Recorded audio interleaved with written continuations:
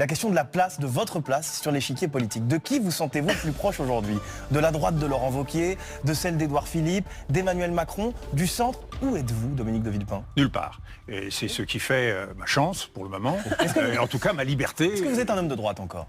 Non, je suis gaulliste. Vous savez, le gaulliste, 1944, vous le situez où sur l'échiquier politique? Est-ce que tout ça a encore un sens? Est-ce que défendre la justice sociale aujourd'hui sur un plateau, c'est être de gauche, puisqu'on fait le reproche au Parti socialiste d'avoir abandonné les travailleurs? Donc tout ça n'a pas beaucoup aujourd'hui de réalité.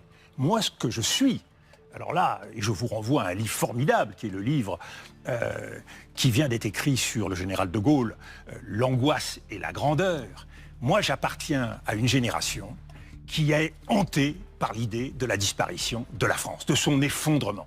Et cette angoisse-là qui m'habite, elle me conduit toujours à penser qu'il faut tout donner à ce pays sans calcul et sans jeu politicien. Donc moi, je ne me retrouve pas dans l'esprit partisan. Je n'ai jamais fait partie de cette vie-là. Enfin, vous avez été membre de l'UMP pendant des années. Vous êtes inscrit dans le giron de plusieurs Mais je n'ai jamais joué le jeu partisan. C'est ce qu'on m'a suffisamment reproché. Je pense qu'aujourd'hui, la France mène un combat pour sa survie.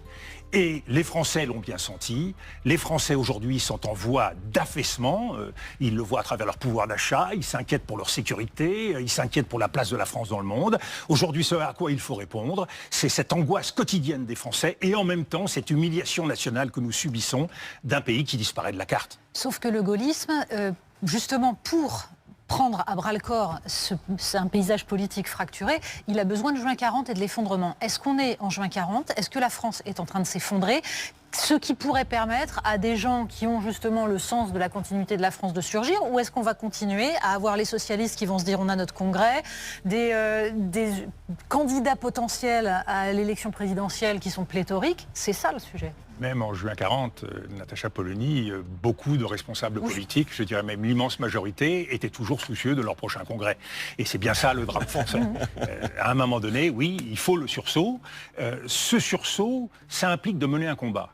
Et moi, je ne me dérobe pas. Je crois qu'il y a un combat à mener. Et ce combat, je le mènerai.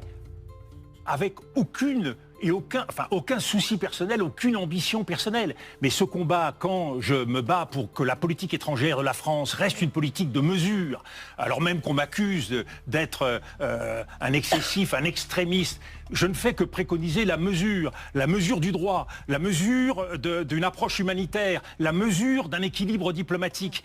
Vous voyez bien à quel point les esprits sont tourneboulés. Et dans un pays qui ne sait plus où est le nord et où